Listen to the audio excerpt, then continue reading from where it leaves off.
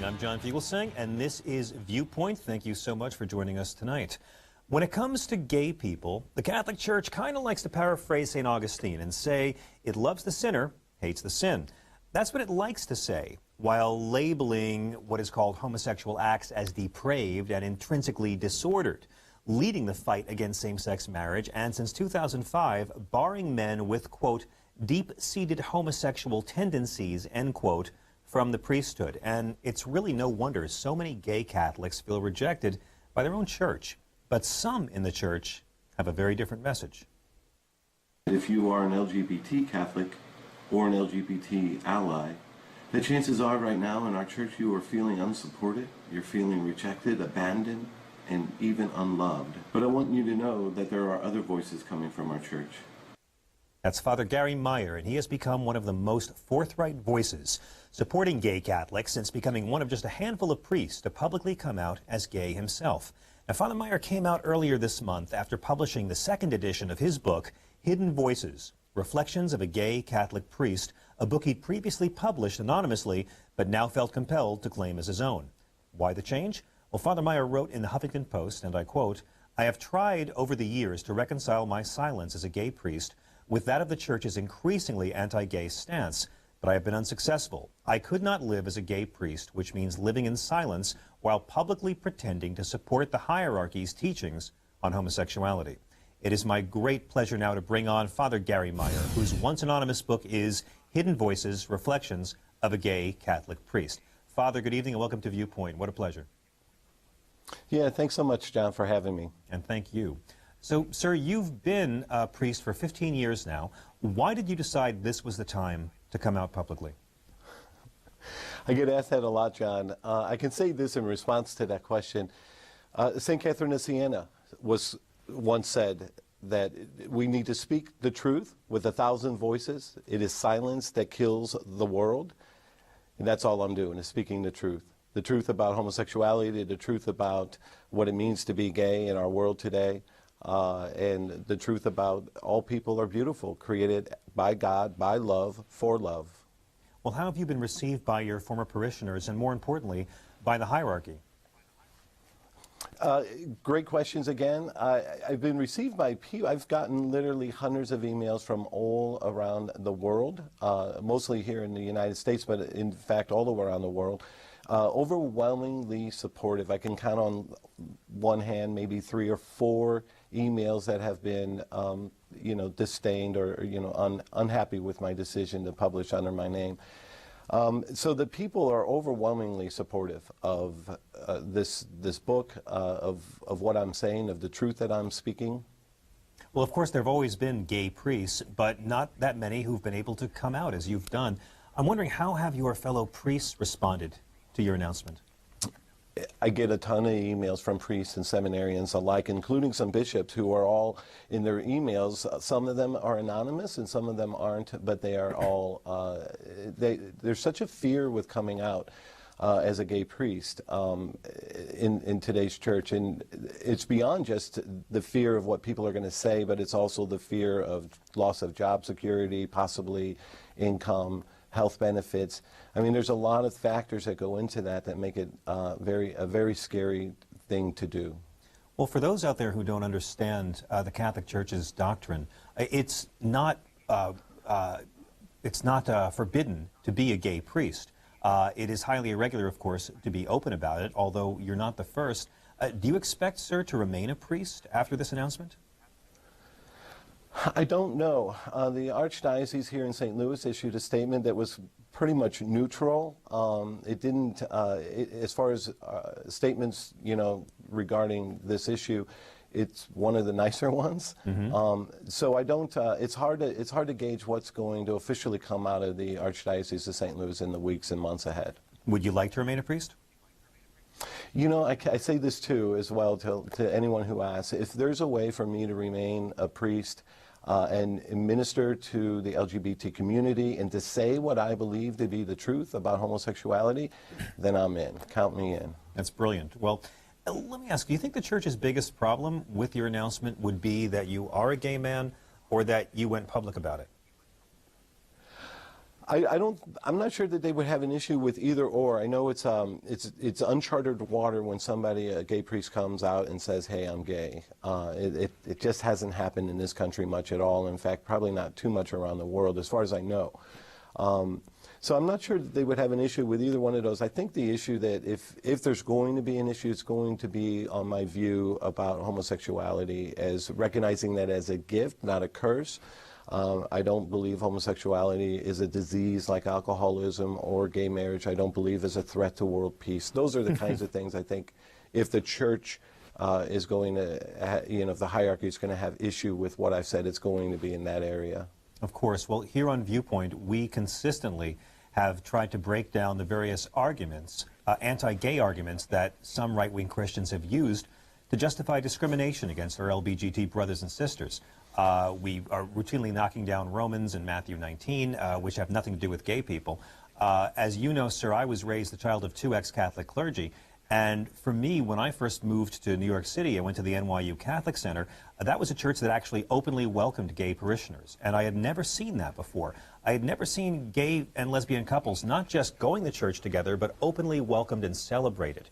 Do you think there's much of a support system for gay Catholics in America today? There is a support system for gay Catholics in the church today. It is hard sometimes to find depending on where you're at. In big metropolitan cities, there are gay communities within the Catholic Church that find support. All of that support, though, is limited and can only go so far. But there are communities and church communities here in St. Louis that are welcoming to LGBT members. But again, they can only officially go so far. They can welcome you to a point, and then if you want to take a leadership role in the church and get married as a gay person, you're not allowed to. You're going to get fired, lose your position, those kinds of things. And the church has changed quite a bit since I went through seminary. When I was a seminarian, these issues were not, it was just not an issue whether or not you were gay. And in fact, the theologians at the time were writing and discussing some of those things that you just discussed with Romans and some of the other scriptures. And there was a movement, and it seemed like there was the possibility, or at least the door was open, that the theology of the church could change or move more progressively in this area.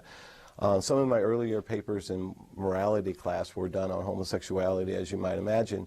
And the moral theologian at the time gave me authors to look up and research, and they were all authors who were Catholic theologians pushing the envelope on this issue. And that's changed in today's church. We are not even allowed to discuss these things, let alone write about them and publish theological writings about that. Of course, yes, sir. Well, you know, for years, you were allowed to be a gay priest. The only issue was the celibacy law. And for many of us, one of the low points of Benedict XVI's papacy was in 2005 when some members of the Vatican tried to blame the pedophile scandal on gay priests. And it was after 2005 that the church began moving for the first time to actively keep gay men out of the priesthood. But you wrote that when you were in seminary, you were frank about your sexuality when you were asked. Back then, what kind of responses did you get? I got acceptance. Folks did not, and the people on the admissions committee and such, when they were asking me about my sexual orientation or asking about my sexual history, I gave all of that. I had nothing to hide. And they took that, and it was received. The question back then was, can you be celibate? You know, and back then I was pursuing this notion of priesthood seminary, and yeah, I think I can, was my response.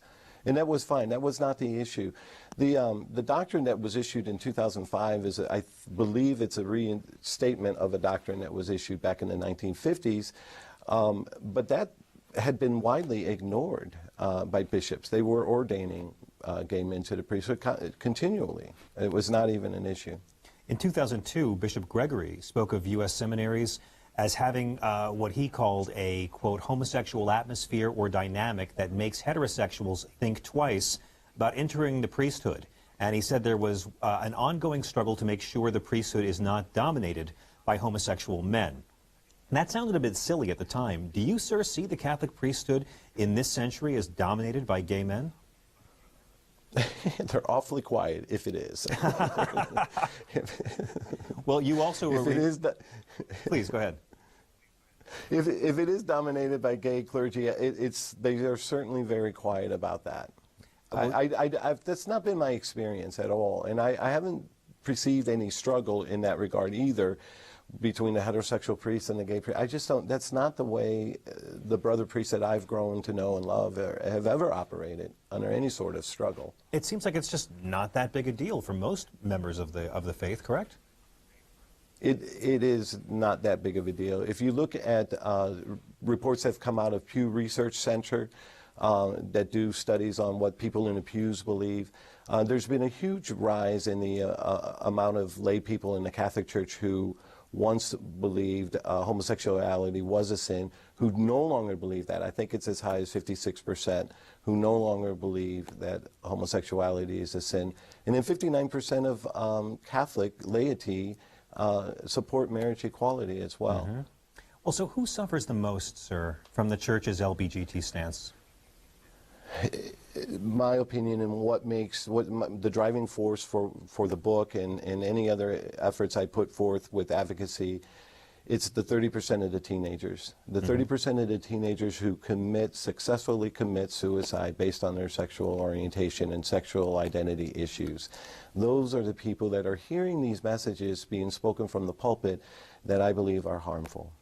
Well, when harmful. Well, of course, and you know, that's why it's incumbent upon so many Christians of goodwill to actually break down these barriers that, again, not to be a broken record, but have no real basis in New Testament scripture. And when Pope Francis himself was Cardinal of Buenos Aires, he supported civil unions during Argentina's same-sex marriage debate. Does that give you hope, sir, that in light of that, the Church may be moving forward on that issue in our lifetimes? It's possible. If you pick up some of the reports that are done and that come out of the Vatican, there are various cardinals that I believe are saying something similar to that. And just almost as quickly as they say it, apparently, they're retracting some of that or softening some of it. But there is, you know, in the Catholic Church, we have never recognized civil unions of any of the Catholics that get married by the Justice of the Peace. We don't recognize that as a valid marriage, but we don't tell them they're a threat to world peace or that they're the work of the devil or that they're intrinsically disordered or that what they're doing is, you know, that whatever, defective in some way. We don't take that stance on all the non-valid marriages that people who have gone to the Justice of Peace. So it doesn't make sense to me that we would take that stance on this issue as well. Well, then let me ask the million-dollar question. I'm pleased to see how much support you've gotten from Catholic folks here in the States, but if, sir, you wind up being suspended from your ministry, what do you do next? That's a great question. I don't know, but whatever I will end up doing, whether I continue as a Catholic priest in ministry or whether I do something completely different, it will include advocacy for the LGBT community. In fact, I'm starting a website called risingvoices.net, and its purpose is just to capture the voices of faith who believe in the inherent dignity and equality of all people, regardless of who they love. risingvoices.net. Father Gary Meier is the author of Hidden Voices, Reflections of a Gay Catholic Priest. Father, thank you very much for your bravery, your advocacy, and for coming on Viewpoint tonight. Absolutely. Thanks so much, John. Thank you. The former head of National Public Radio now says hooray for the IRS and looking into the Tea Party. And he's going to join us coming up next. You know who's coming on to me now? You know the kind of guys who do like reverse mortgage commercials? Those